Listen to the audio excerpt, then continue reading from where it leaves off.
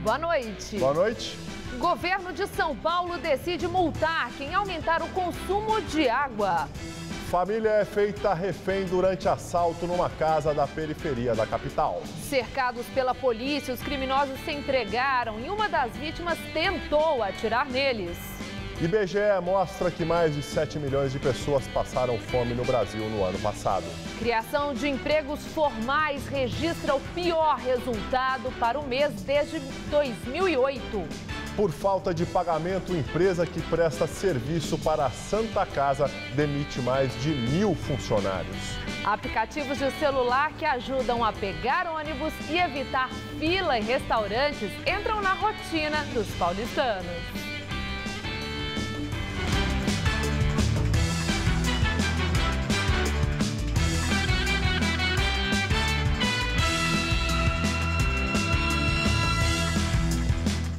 Uma família foi mantida refém no início da manhã em Aricanduva, bairro da Zona Leste de São Paulo. Segundo a polícia, entre os dois sequestradores, um era menor de idade.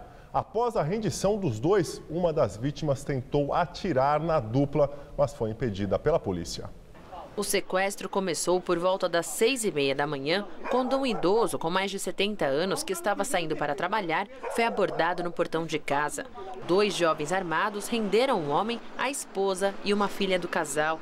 A esposa, ela tinha conseguido ir para o fundo da residência, inclusive os meliantes acharam que ela tinha fugido. E um policial orientava ela para que ela não se desesperasse. As negociações foram tensas e os criminosos exigiram a presença da imprensa e de familiares no local. Essa confusão no momento da entrega foi porque o proprietário da casa, inclusive revoltado com essa situação, acabou pegando a arma de um dos bandidos. O senhor pode contar pra gente? Infelizmente, é um risco que a gente corre nesse tipo de ocorrência mesmo, da vítima ficar com raiva dos indivíduos que estavam cometendo o crime e tentar vingança, né? Porém, foi um risco que a gente conseguiu isolar imediatamente, né? A gente conseguiu conter a vítima e tudo ocorreu bem. Todo mundo, os ladrões foram presos, as armas apreendidas e as vítimas liberadas. O caso foi encerrado pouco antes das 8h30 da manhã. De acordo com a Polícia Militar, os 2 jovens já foram identificados e seriam aqui mesmo da zona leste da capital, com idades entre 15 e 18 anos. E eles teriam sido violentos com as vítimas. O idoso ficou amarrado por 2 horas durante todo o sequestro. As 3 vítimas foram encaminhadas a hospitais da região. Elvira, que é vizinha da família, levou um susto com a movimentação de viaturas. Que susto! E ele sai bem no horário que eu saio para trabalhar. Quer dizer, graças a Deus que hoje eu marquei um médico e ia sair um pouco mais tarde, né? Porque poderia ser aqui. Crise financeira na Santa Casa. Empresa de limpeza que presta serviço para o hospital demite mais de 1.000 funcionários por falta de pagamento. A partir de hoje, 1.150 trabalhadores da Vivante começam a cumprir aviso prévio até 4 de janeiro.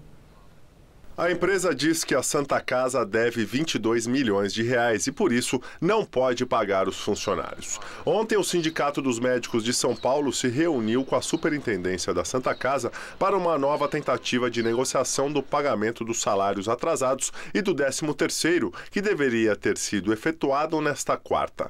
A instituição disse que até sexta deve ter respostas dos possíveis empréstimos bancários que estão sendo feitos para acabar com a pendência. A Superintendência pediu um novo prazo ainda não definido. Segundo o secretário estadual da Saúde, Davi Uip, a dívida do maior hospital filantrópico da América Latina chega a 833 milhões de reais. Mais de 7 milhões de pessoas passaram fome em 2013. Os dados são da Pesquisa Nacional de Amostras de Domicílios, a PNAD, feita pelo IBGE. Segundo o levantamento, 7.200.000 pessoas sofreram com a insegurança alimentar no ano passado. Mesmo assim, o número é 35,7% menor que o registrado na última pesquisa feita em 2009. Na época, 11.200.000 pessoas se encontravam nesta situação. Segundo o IBGE, a dificuldade para obter alimentos atinge mais as pessoas na área rural do que na área urbana do país e prevalece nas regiões Norte e Nordeste. Os estados do Espírito Santo, Santa Catarina e São Paulo apresentaram os melhores índices de acesso à comida, já Maranhão e Piauí os piores. Em São Paulo, a comida de rua veio para ficar com a chegada dos food trucks. E a procura pela regulamentação é muito grande. A Prefeitura já recebeu mais de 1.000 pedidos de autorizações de pessoas interessadas em montar o próprio negócio. Há um mês, essa minivan é o novo escritório de seu Haroldo. É aqui que ele cumpre sua jornada de trabalho depois de 20 anos como vidraceiro. Aí fiquei desempregado no final de maio, né, antes da Copa um pouco. Eu falei, pô, até agora. Já fui na subprefeitura, já corri atrás, né? E rapidinho, pessoal, vai demorar, tem gente esperando mais de um ano. Só levei, o quê? 3 meses. Para conseguir a licença para vender comida de rua em Pirituba, seu Haroldo fez cursos na vigilância sanitária e adaptou o veículo. Depois, foi só transformar o hobby de cozinhar em sustento. O que você vende? É o cachorro-quente, calabresa, carne louca, que o pessoal adora. Logo, logo eu quero fazer uma berinjela porque tem vegetariano pedindo. Mas em termos financeiros? Tá bom, viu? Eu tô satisfeito. O vendedor de comida de rua que não tem o termo de permissão de uso da prefeitura corre o risco de pagar multa de R$500, de ter os equipamentos e mercadorias apreendidos e ainda fica impedido de conseguir a licença. Para não ter problemas, é preciso fazer um cadastro na subprefeitura da região onde se quer atuar. A moda pegou e a procura por regularização é grande, mas não tem espaço para todo mundo, pelo menos por enquanto. São 900 pontos disponíveis e a prefeitura já recebeu mais de 1.100 propostas. As primeiras autorizações estão saindo agora, quase um ano depois que a lei foi criada e determinou 3 categorias para esse tipo de comércio. A categoria A enquadra a venda de comida de rua em veículos automotores, com um comprimento máximo de 6 metros por 2,20 de largura. A categoria B engloba carrinhos ou tabuleiros, com área máxima de 1 metro quadrado. E a categoria C são as barracas desmontáveis, com área de 4 metros quadrados. Seu Cacau viu na regulamentação da venda de comida de rua uma chance de expandir os negócios que já tem. Essa ideia da tuk-tuk já vem há coisa de 5 anos atrás, quando eu vi qualquer coisa parecido lá fora, em Nova York. A gente já fabrica salgado, eu tenho a indústria de salgados e vejo que isso aqui é uma oportunidade muito maior, porque a cada ponto você pode estar colocando uma dessa com toda uma estrutura bacana, facilidade de locomoção. O termo de permissão de uso para o tuk-tuk, essa motinho trazida da Tailândia, acaba de sair. Até agora foram emitidos 67 TPUs. Outros 200 autorizados aguardam parecer de mais órgãos do município. Agora que seu Cacau está com documentação em dia, só falta equipar a moto com a pequena cozinha ambulante. E o que está faltando? Falta micro-ondas, né, que vai aqui, forninho, a estufa, essa parte de baixo aqui é para armazenar os produtos também. E é cada vez maior o número de aplicativos de celular criados para ajudar o cotidiano de quem vive na cidade de São Paulo. São várias opções de serviços que vão desde informações sobre roteiros culturais até os que avisam se o ônibus está chegando e se o restaurante tem fila de espera. Região da Paulista, 1 da tarde. Hora do almoço é sempre um sufoco. Bem lotado. Sempre cheio o horário do almoço, inevitável. Um aplicativo recém-lançado promete dar uma ajudinha a quem odeia ficar numa fila.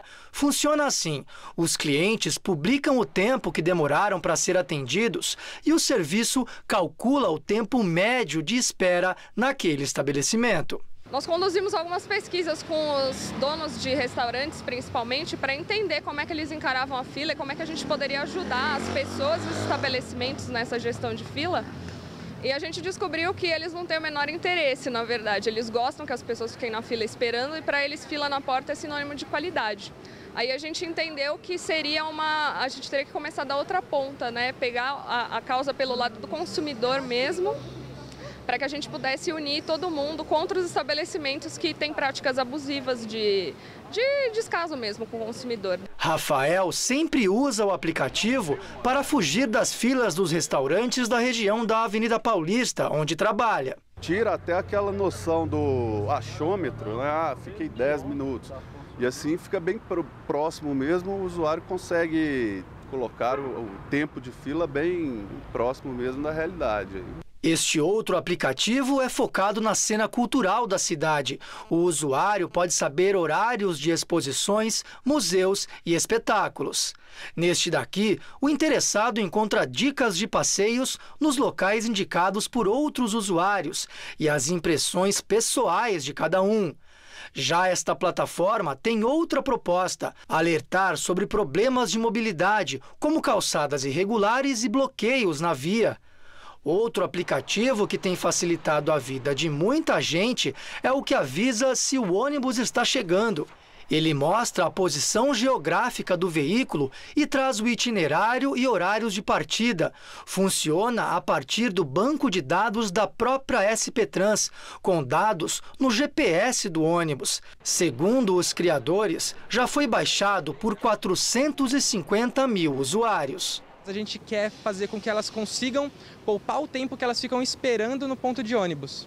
Então aí ela vai falar assim, putz, meu ônibus está chegando no ponto, agora eu vou correr pro ponto. Quando a pessoa mora perto do ponto, ou então não tão perto, mas ela sabe quanto tempo ela demora para chegar no ponto, ela consegue fazer esse cálculo. Ela fala assim, ó, se eu sair agora, eu tô vendo que, não tem nenhum ônibus perto ainda, ele tá longe. Então quando eu estiver chegando, daí que eu saio de casa, para não perder tempo, eu consigo me organizar melhor. O aplicativo acaba de ganhar um novo recurso. O serviço passou a trazer também informações sobre ocorrências ao longo do trajeto. Dá para saber, por exemplo, se o ônibus está parado por causa de uma greve e até de uma manifestação. Márcio usa o aplicativo e diz que a nova ferramenta vai ajudar a fugir de protestos que travam o trânsito. Principalmente na região da Paulista, ali quando o pessoal começa a parar ali, a gente tem alguma coisa para fazer naquele lugar ali, a gente acaba se complicando um pouco, né? Operação Lava Jato, o Procurador-Geral da República, Rodrigo Janot, só vai pedir abertura de inquéritos e oferecer denúncias contra políticos em fevereiro, quando o ano judiciário é reiniciado. Os pedidos de abertura de inquérito terão como base as delações premiadas do doleiro Alberto Youssef e do ex-diretor da Petrobras, Paulo Roberto Costa. A CPI da Petrobras, Costa falou em algumas dezenas de políticos envolvidos. Até o momento, 39 pessoas viraram réus em processos da Operação Lava Jato, entre funcionários e intermediários do esquema de corrupção. Já os políticos que têm foro privilegiado só podem ter o caso analisado pelo Supremo Tribunal Federal. CPI mista da Petrobras aprova relatório e recomenda o indiciamento de 52 pessoas envolvidas nas investigações da Operação Lava Jato. O documento não inclui políticos nem a presidente da estatal, Graça Foster. O relatório do deputado petista Marco Maia inicialmente não previa nenhum pedido de indiciamento, mas ele decidiu alterar ontem depois de fortes críticas da oposição e do resultado das investigações na Controladoria Geral da União. 52 pessoas são acusadas de participação em organização criminosa, corrupção passiva, lavagem de dinheiro e destruição de provas. Segundo o relator, políticos não foram acusados porque a CPI não teve acesso às delações premiadas da Operação Lava Jato. A oposição produziu um relatório paralelo, pedindo um indiciamento de 60 pessoas, várias delas não citadas por Marco Maia, como a presidente da Petrobras, Graça Foster, e o ex-diretor da empresa, Nestor Severo. Também pede o afastamento imediato da diretoria da Petrobras e a responsabilização da presidente Dilma Rousseff pelos prejuízos decorrentes da compra da refinaria de Pasadena, nos Estados Unidos. Com a aprovação do relatório de Marco Maia, esse texto alternativo não chegou a ser votado. Agora a oposição pretende encaminhá-lo ao Ministério Público. E agora vamos ao comentário de política com José Neumann e Pinto. Não satisfeito com a evidência de que foi o pior presidente da Câmara dos Deputados na história, Marco Maia, do PT do Rio Grande do Sul, produziu como relator da CPMI da Petrobras a maior ignomínia da história da Câmara. Na semana passada, ele concluiu um relatório dessa CPMI sem indiciar ninguém, com um noticiário todo da roubalheira e tudo mais que você já conhece. Uma semana depois, diante da evidência exposta pela Controladoria Geral da União, que a Petrobras perdeu 1 bilhão e 800 milhões de reais na compra da usina da Achaó em Pasadena, ele resolveu indiciar 52 pessoas e teve o seu relatório aprovado. A oposição ainda teve o ridículo de não ver o seu relatório alternativo ser sequer votado, mas não tem jeito, já que é uma nova CPI. Mas voltemos ao Marco Maia e, sobretudo, a dona Graça Foster. Então, ele não indiciou a Graça Foster, apesar do noticiário recente, principalmente em relação à geóloga Venina Velosa da Fonseca, que disse que a avisou em tempo. E a Graça reuniu a imprensa para dizer, numa entrevista coletiva, que não foi bem assim. Ela disse que havia, a Venina disse num e-mail que havia licitação ineficiente. E Graça Foster, que já está muito acostumada ao português da sua chefe e amiga Dilma Rousseff, não sabe o que é delação insuficiente. Olha, delação não, licitação insuficiente. Eu aconselho que num caso desse, ela compre um dicionário. O dicionário está lá explicando que a licitação, eu sei que a Petrobras, desde o governo Fernando Henrique, não faz a coisa como manda a lei na licitação. Mas ela pode ver no dicionário o que significa e depois agir. Agora, agir num caso como esse são outros 500, né? De qualquer maneira, a oposição aprendeu que a alternativa não vale nada em matéria de relatório. Agora, o PT parece que não aprendeu nada, né? Porque no relatório final, feito uma semana depois do que não foi feito, ainda não aparece todo mundo, aí a coisa realmente é terrível. Você não acha? Pois é, eu vou tirar aí um tempinho de férias e só volto em janeiro, depois do Réveillon. Até lá, direto ao assunto. Após iniciar o pregão em alta, ações da Petrobras reverteram os leves ganhos da véspera e puxaram a queda da Bovespa. A forte alta de 3,63% do Ibovespa verificada ontem cedeu espaço hoje para um recuo de 0,45%. Analistas avaliam que o mercado segue na expectativa de eventuais mudanças na direção da Petrobras, que está no centro de um escândalo de corrupção. Dólar cai e fecha o dia cotado a R$ 2,65, queda de 1,73%. De acordo com analistas, a cotação acompanhou a redução da tensão com a crise na Rússia. O governo de São Paulo vai multar quem aumentar o consumo de água no estado e é abastecido pela Sabesp. O consumidor que ultrapassar 20% do gasto habitual vai pagar 50% a mais na conta. A Alckmin também anunciou outras medidas para conter a crise de abastecimento.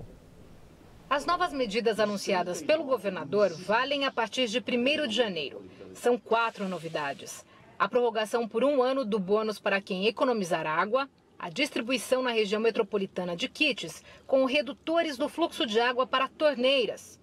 A distribuição também de graça de 10 mil caixas d'água de 500 litros para famílias de baixa renda que vivem em locais onde há torneiras secas com mais frequência e a tarifa de contingência para quem extrapolar o consumo. Quem usar até 20% a mais que a média de fevereiro de 2013 a janeiro de 2014 vai pagar 20% a mais sobre toda a conta. Quem passar dos 20% vai ter um aumento de 50% no valor da cobrança de água. Nossa meta não é arrecadar nada, tanto é que isso aí vai ser colocado numa conta separada, O que nós queremos é que todos colaborem, que todos economizem, que ninguém tenha consumo maior do que a média. O governador disse que esse adicional na conta dos gastões não é multa e que está previsto em lei federal em caso de seca, como acontece aqui em São Paulo. Segundo o Geraldo Alckmin, não será necessário decretar racionamento no estado e justificou que só tomou essa medida agora, depois de passadas as eleições, porque 20% dos consumidores não reduziram o consumo de água nesse período e também porque ainda chove pouco. A conta com eventual cobrança adicional chegará em janeiro para pagamento em fevereiro. Quem tiver como justificar o aumento de consumo deverá procurar a Sabesp e, segundo o governador, não precisará pagar a taxa extra. Imagine, vamos dar um exemplo. Uma família estava numa casa. De repente tem uma outra família que mudou para lá. Então, olha, tinha 4 pessoas, agora tem 8 aqui na minha casa. Tudo bem. Está perfeitamente justificado. O verão começa oficialmente neste domingo, dia 21 de dezembro, às 9h03 da noite. E a estação mais quente do ano deve começar com muita chuva aqui na capital paulista. Mas antes disso, já há previsão de chuva forte, inclusive de temporais aqui na cidade. Vamos ver em detalhes a previsão para todo o Brasil e o estado de São Paulo com Luciana Magalhães. A sexta-feira terá chuva em todas as regiões brasileiras. Na maioria dos casos, a chuva vem em forma de pancadas, principalmente no período da tarde. Há risco de chuva forte a qualquer hora do dia, no norte e também no centro do Mato Grosso. O tempo só fica firme e ensolarado no Rio Grande do Sul e também na faixa nordestina, que vai do norte do Piauí até o oeste do Rio Grande do Norte. Máximas de 26 graus em Brasília e de 32 em Belém. Em São Paulo, a nebulosidade aumenta e nesta sexta pode chover a qualquer momento em todas as áreas do estado. Essa chuva é mais fraca e isolada pela manhã e mais forte e generalizada à tarde. No centro-oeste, máxima de 32 graus em Araçatuba. No norte, máxima também de 32 graus em Ribeirão Preto. E na faixa leste, máxima amanhã de 31 graus em Campinas. Na Grande São Paulo, a partir da tarde, a possibilidade de chuva aumenta e há risco de temporais.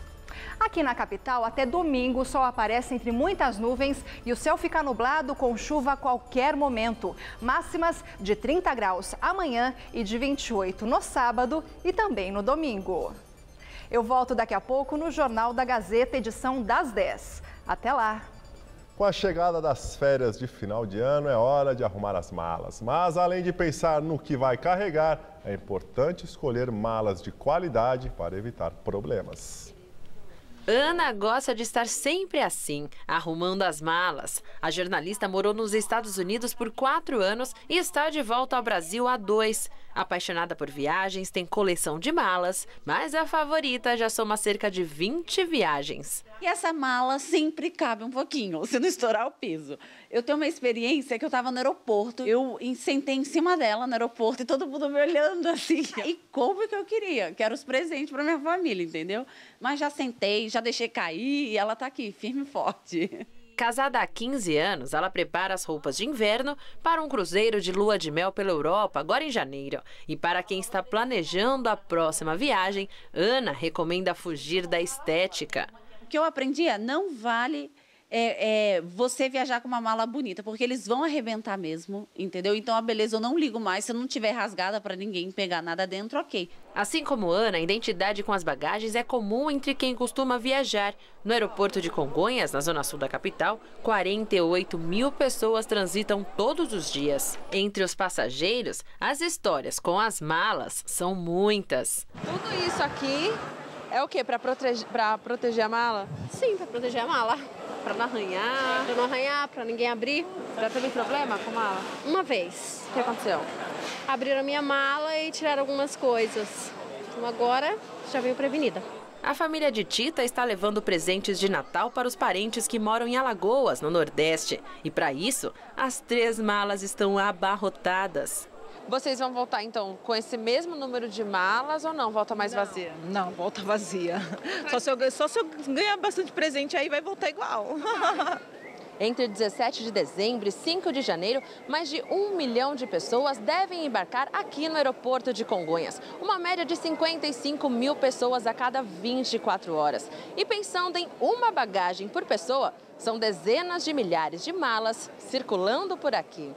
E de onde vem tanta mala? Esta fábrica especializada aumenta a produção em 20% entre os meses de outubro e janeiro para abastecer o período de alta temporada do turismo brasileiro. Nesta época do ano, 1.000 unidades são produzidas por dia. Há mais de 50 anos no ramo, a empresa sabe como identificar o perfil do consumidor brasileiro. Hoje na Europa, nos Estados Unidos, são limites de 26 quilos e o Brasil ainda tem os 32 quilos para cada bagagem.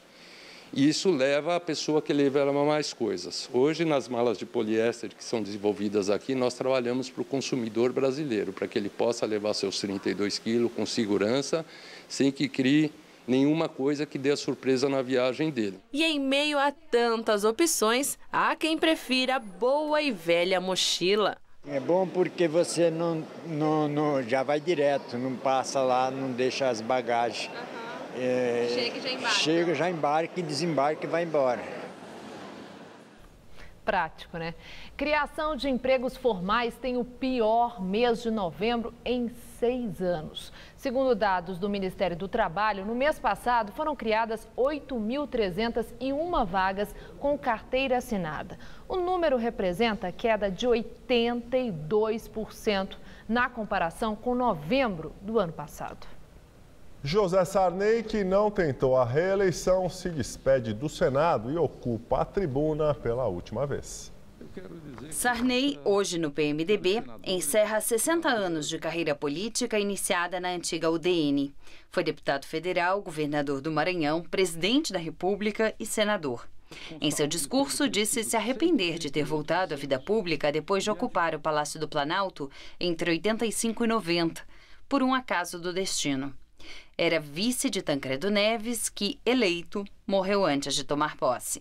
Sarney falou por cerca de 2 horas. O plenário e as galerias encheram-se de parlamentares e servidores. Não estou fazendo um discurso de despedida, mas quero dizer que a motivação de estar aqui é apenas uma palavra, a palavra de gratidão.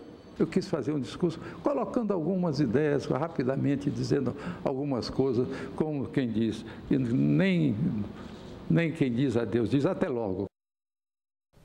A seguir, Mundial de Clubes, Real Madrid e São Lourenço decidem o título do torneio.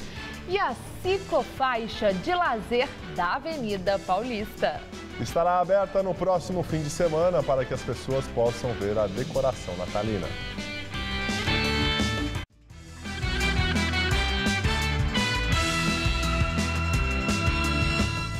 E agora vamos às notícias do esporte com Gabriel Cruz e Celso Cardoso. Corrida de São Silvestre, Marilson Gomes dos Santos, tricampeão da prova, não vai poder lutar pelo 4º título este ano. Aos 37 anos, o brasileiro diminuiu o ritmo nesta temporada por conta dos Jogos Olímpicos de 2016, né, Celso? Gabriel, seria o nome mais forte do Brasil, considerando que ele venceu a São Silvestre 3 vezes, e isso é inclusive o maior feito de um atleta brasileiro na história da corrida, e sem falar também nas 2 vitórias na Maratona de Nova York. Mas como o objetivo maior dele são os Jogos Olímpicos do Rio 16, Marilson está dosando o esforço para chegar inteiro na Olimpíada. A corrida ainda é bem de leve. Marilson Gomes dos Santos passa mais tempo na fisioterapia do que na pista. Sessões que terminam com gelo no tendão de Aquiles, que precisa ser recuperado. Esse ano foi um ano difícil, né? Eu acabei tendo alguns problemas de saúde, sucessivas gripes, uma seguida da outra que acabou virando uma bronquite no primeiro semestre. Aí quando eu fui voltar no segundo eu tive um problema de tendão, né? Do tendão de Aquiles, uma tendinopatia. Por causa destes problemas, mas não só por eles, Marilson não vai disputar a corrida de São Silvestre neste ano. O foco dele está na Olimpíada de 2016 e não há como pensar em estar nos Jogos do Rio de Janeiro sem fazer uma boa temporada em 2015. E o ano que vem vai ser um ano muito chave, além das provas importantíssimas que a gente tem, os Jogos Pan-Americanos, em Toronto, Campeonato Mundial de Atletismo, né? E além disso ainda na maratona, na prova de maratona, o índice olímpico a partir do segundo semestre ele já está aberto a temporadas de índice, então vai ser um ano chave para mim. O único brasileiro a vencer 3 vezes a São Silvestre tem como meta ganhar no Rio a medalha que ficou perto do peito dele na Olimpíada de Londres, quando terminou a maratona em 5º lugar. O Rio de Janeiro representa a última oportunidade da carreira para realizar o sonho do pódio olímpico. Eu quero me despedir participando dessa grande prova, dessa maratona olímpica. Seria a realização aí de toda a vida, de toda a minha carreira.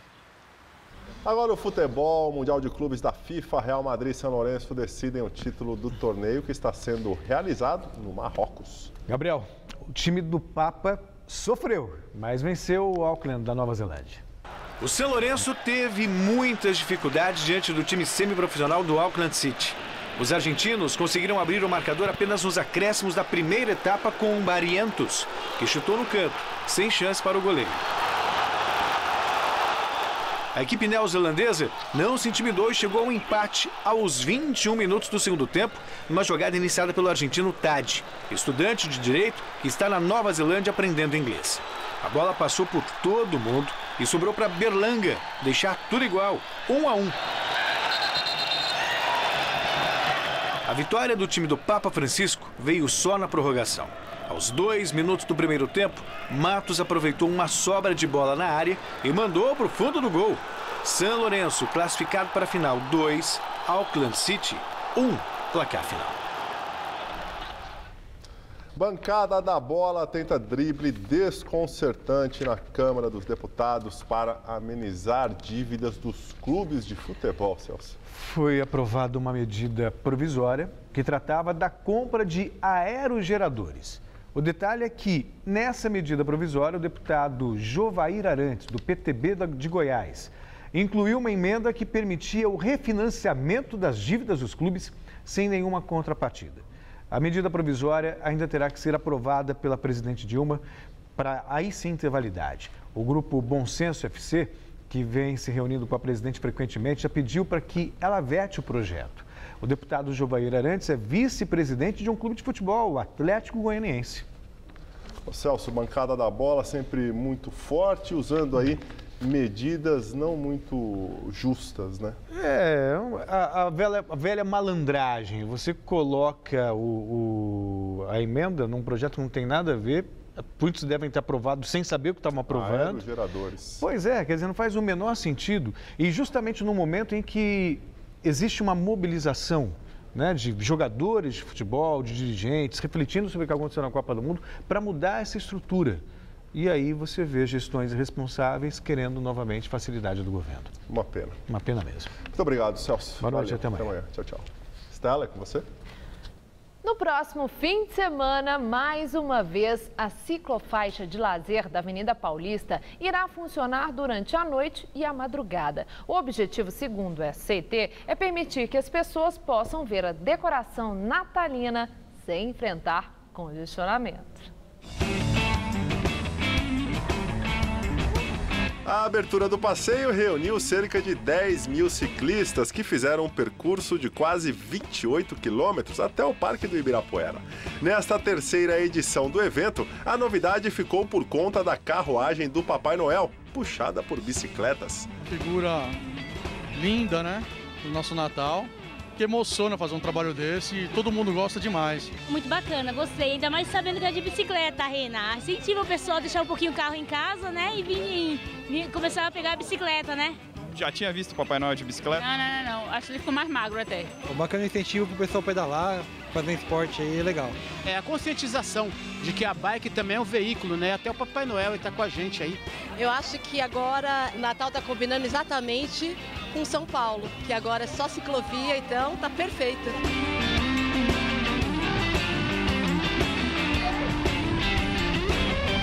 Mesmo com a alternativa, muitos optaram pelo carro e o congestionamento foi inevitável. Para a maioria, valeu a pena. O ano passado a gente já veio ver, tava bonito, né? A gente é acostumado com o trânsito, a gente não pode ver uma fila que já pega, não pode ver trânsito que já vai lá, deve ser alguma coisa boa e já vai junto. Todo ano eu tô com os meus filhos aqui, tô com a minha família hoje. Vale a pena o sacrifício, porque não é sempre, né? Uma vez por ano só. Já vim algumas vezes de carro e agora que a gente teve essa oportunidade, com certeza vamos voltar muitas vezes, mas de bike. 15 minutos a gente cruzou a Paulista. Passeio diferente. À noite a gente já frequenta a ciclofaixa durante o dia, aos domingos, e ele queria vir ver o Papai Noel. Você está fazendo uma atividade física e a gente está aproveitando o tempo junto e não está parado nesse caos aí da cidade, né? A ciclofaixa faz parte da nossa vida já faz um tempo, né? Agora no Natal acho que ficou bem legal. A ciclofaixa noturna funcionará novamente no sábado, dia 20, a partir das 10 horas da noite. Vamos agora à entrevista do dia com Maria Lídia Flandoli. Cartas a Lula. é o título do livro que reúne cartas com análise do noticiário enviadas diariamente ao presidente Lula no primeiro mandato. E o nosso convidado é o jornalista Bernardo Kucinski, assessor especial do presidente Lula nessa época e autor das cartas críticas que certamente incomodaram muita gente. Muito obrigada, professor, por estar conosco. A minha primeira questão é em que as cartas diárias a Lula diferiam dos clippings das assessorias de imprensa, essas que são feitas pelos assessores de imprensa para quem os contrata? Bem, os clippings, eles são muito pouco seletivos, eles reproduzem o que os jornais dizem, fazem uma seleção de tudo. E as cartas não, as cartas eram era como se fosse uma carta mesmo pessoal minha para o presidente, embora então neutro, e que se referia aos jornais e às notícias, mas fazia comentários, críticas, sugestões, chamava atenção para alguns aspectos, para outros, e também numa linguagem a qual o presidente Lula já estava acostumado, porque fazia anos que eu fazia isso, antes mesmo dele ser eleito presidente. Para ele próprio? Para ele próprio. Nas campanhas eu fazia. Era uma linguagem simples, mas forte, incisiva, direta, e não eram cartas muito longas. Bom, quer dizer que no seu caso, porque tem muita gente que acha que o presidente Lula despreza de alguma forma a imprensa. Então, no seu caso, não houve necessidade de uma conquista. Já estava conquistado, já trabalhava para ele. Ah, sim. Aliás, essa ideia das cartas surgiu quando ele fez as caravanas da cidadania, numa das primeiras campanhas, que ele ficava muito longe do eixo Rio-São Paulo, das televisões. Então, eu mandava por telex, por fax. E ele foi se habituando, né? Mandava um pequeno resumo. E, sim, já era um leitor habitual. Bom, mas então, as suas cartas não eram meramente informativas. Não. Elas eram críticas, tanto que foram chamadas de cartas ácidas. Como é que o presidente Lula reagia quando a coisa passava pelo ego dele? Bom, ele sempre teve um certo desprazer em ler essas cartas. Ele lia por necessidade mesmo. Principalmente quando chegou ao governo, porque eram críticas, em geral, não eram muito bem-humoradas, refletiram um pouco a minha personalidade, especialmente naquela época. Eram cartas, ele mesmo disse que eu era muito azedo, né? Mas ele criou quase que um vício, né, de ler essas cartas, e eu um vício de escrever. Elas iam só para o presidente Lula ou eram distribuídas com cópia ali para o Gilberto Carvalho, para o Luiz Dulce, a turma do Conselho? Isso variou muito ao longo do governo. No início, era só para o presidente Lula. Mas logo, a partir de alguns dias, algumas semanas, ele pediu que fossem compartilhadas pelo, a gente chamava de núcleo duro. Isso. O Lula gosta de confiar nas pessoas e ter a confiança das pessoas. Então ele achava bom compartilhar. Então ia em geral para 4 pessoas. Quatro pessoas da altíssima confiança do presidente, sem dúvida nenhuma. E ele acatava as críticas? Ele dizia, ok, você tem razão, ou reagia? Olha, ele dependia também da época, né? Na primeira fase do governo, eu fazia muita crítica à política macroeconômica, principalmente ao ministro Palocci. E o Lula ficava muito incomodado, porque havia aquele acordão com os bancos, aquela carta aos brasileiros. Bom, houve até dissidência que resultou pessoal por causa disso, né? Exato, Mas, a partir de algum tempo, dentro do próprio governo, foi aumentando a resistência ao palocismo, aquela amarração toda, e as cartas acabaram sendo quase que um porta-voz dessa dissidência interna, né? Então, isso foi o único tema, digamos, no plano mais de definição de políticas em que a carta influiu. Nunca o presidente disse, olha aqui, Bernardo, o presidente sou eu? Não, mas ele já quis me demitir. Ele quis me demitir algumas vezes. Em função de uma das cartas? 2 ou 3 vezes. Que assunto? Mensalão? Não. Uma delas foi eu tinha cometido um erro. Eu tinha escrito algumas cartas críticas chamando a atenção para uma das primeiras crises do governo, que era a crise dos planos de saúde. Era um conflito entre a Anvisa e os planos de saúde. E o ministro da Saúde teve que se explicar ao Lula e tal. Mas depois que isso passou, eu fiz uma carta como se fosse um retrospecto das anteriores. O que estava fora do padrão. E o Lula estranhou aquilo. E ele não gostou porque criou uma intriga com o ministro. Sim. Quase me demitiu. Mas no poder, em geral nos palácios, tem aquele entorno da bajulação. Tem. Se as suas cartas eram críticas, eu fico com a impressão que elas eram cartas que contrariavam esse tipo de perfil que cerca o chefe do poder. Lula sabia diferenciar quem era bajulador e quem era leal, sincero e falava a verdade na cara? O Lula, ele conhece as pessoas por dentro e por fora, não tem dúvida sobre isso. Agora, a carta, de fato, foi um instrumento bastante unusual, quer dizer, fora do padrão de um governo, porque eu não tinha um chefe que escrutinizava antes de entregar para o presidente. Era totalmente livre. O Gurchiquem tinha essa concepção de que eu tinha que escrever o que eu pensava. E ele não interferia. E então era um instrumento poderoso dentro do governo. Bom, mas de qualquer forma eu fiquei sabendo que você já foi chamado o chato do Kuczynski, em função das críticas. Quem é o chato da Dilma? Eu acho que está faltando. Ela não tem? Eu acho que está faltando. Ela está precisando ali de um cri-cri que chame atenção para a situação que não está fácil. E é muito fácil um dirigente se ver rodeado por aduladores. Então eu acho que tem que ter um cri-cri no governo, tem que ter um chato. E quem quiser saber mais, né? O seu livro está nas livrarias. Né? Para quem quiser saber detalhes desse texto, cri-cri, que certamente incomodou muita gente, e dentre elas o próprio presidente da República, Lula. Muito obrigada, Bernardo Kuczynski. Uma boa noite. Estela. Cerca de 500 manifestantes protestam em frente à Secretaria de Segurança Pública em São Paulo. A repórter Sabrina Pires acompanha e tem outras informações. Sabrina.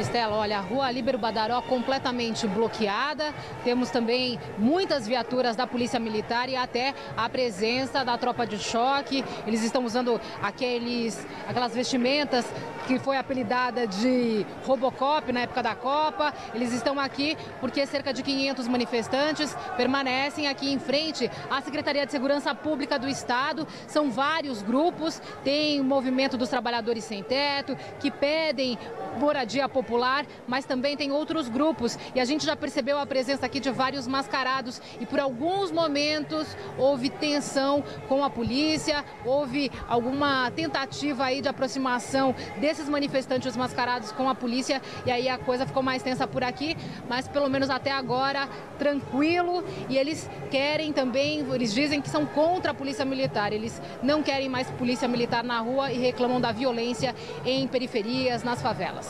Voltamos ao estúdio. Obrigada, Sabrina. E a seguir, Vladimir Putin afirma que em 2 anos a Rússia vai se recuperar da crise econômica. Chegam a Cuba os 3 prisioneiros libertados pelos Estados Unidos. Eles foram recebidos como heróis por Raul Castro.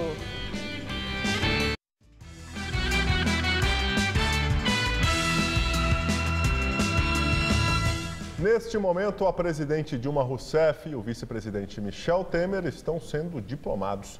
A sessão é realizada no Tribunal Superior Eleitoral em Brasília. Dilma foi eleita no 2º turno, no dia 26 de outubro. Recebeu mais de 54 milhões de votos na disputa mais acirrada desde a redemocratização. A diplomação atesta que os candidatos ultrapassaram todas as fases do processo eleitoral, desde a convenção partidária até a prestação de contas após a proclamação dos resultados. Chegam a Cuba os 3 homens libertados pelos Estados Unidos, dentro do acordo de retomada de relações diplomáticas entre os 2 países. Eles foram recebidos por Raul Castro e tratados como heróis. Os agentes Gerardo Hernández, Ramon Labaninho e Antônio Guerreiro desembarcaram em Havana e logo foram chamados de heróis. Eles fazem parte do grupo conhecido como Los Cinco, formado por agentes condenados e presos nos Estados Unidos desde 1998 por espionagem. O encontro com o ditador Raul Castro foi transmitido pela televisão estatal. Castro disse estar orgulhoso pela resistência que eles enfrentaram. A TV ainda mostrou a reunião com as famílias. No Vaticano, o Papa comemorou a decisão de Estados Unidos e Cuba de melhorar suas relações e elogiou a diplomacia e os embaixadores dos 2 países. Todos somos americanos. Cubanos que vivem em Miami tiveram reações diversas. Uma parte comemorou a abertura diplomática, mas dezenas de exilados mais radicais consideraram a libertação dos espiões da ditadura castrista como traição e falta de respeito. Muitos lembraram os milhares de cubanos que se afogaram em balsas tentando chegar na Flórida, dizendo que a memória deles foi vendida. E agora vamos ao comentário de política internacional com João Batista Natali. Vamos falar hoje justamente de Cuba. A notícia é histórica. Ontem, a ditadura comunista reatou relações diplomáticas com os Estados Unidos. A intermediação foi feita pelo Canadá e pelo Papa Francisco. O Papa e o Canadá estão de parabéns, mas não é isso que interessa.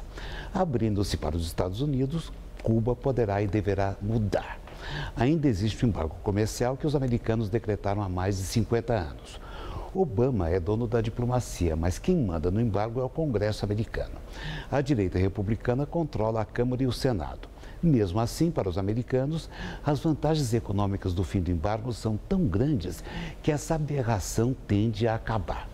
Depois do embargo, o regime cubano deve entrar num período de rápidas transformações. O sonho de Raul Castro é o de industrializar a economia cubana para que ela exporte produtos de alto valor agregado. O país tem 2 características pouco comuns na América Latina: uma população disciplinada e de alta escolaridade. O problema é saber em que cenário essa inserção econômica vai acontecer. A ditadura cubana está de olho no modelo chinês, em que o Partido Comunista virou o grande gestor da guinada capitalista. Mas pode acontecer exatamente o contrário.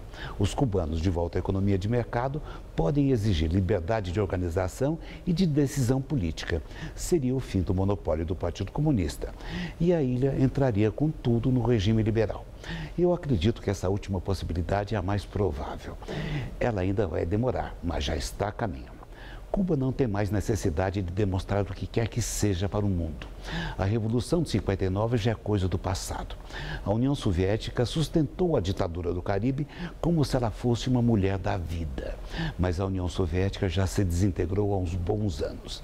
Não tem mais Guerra Fria e se vocês encontrarem por aí algum maluco que pense em fazer revolução socialista com a ajuda dos cubanos, podem internar porque estaremos diante de um caso de psiquiatria.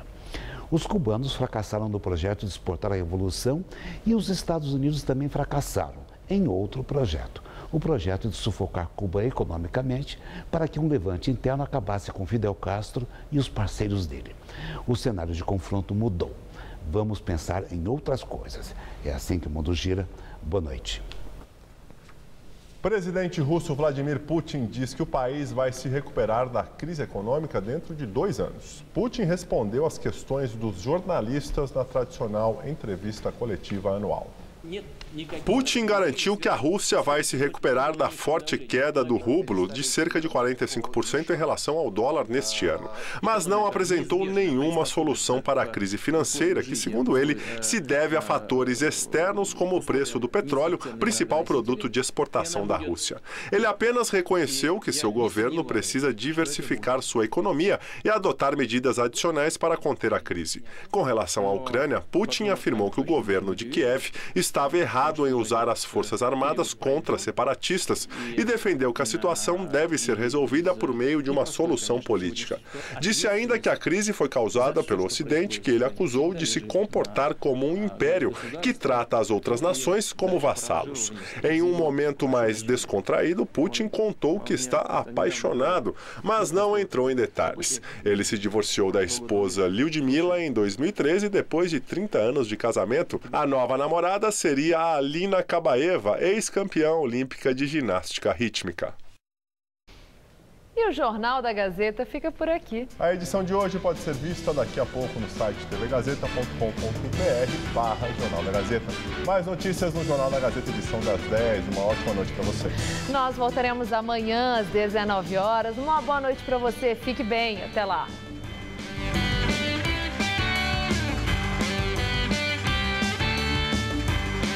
Hoje, 11h30 da noite, visite uma casa feita de biscoitos natalinos no Hoje Tem.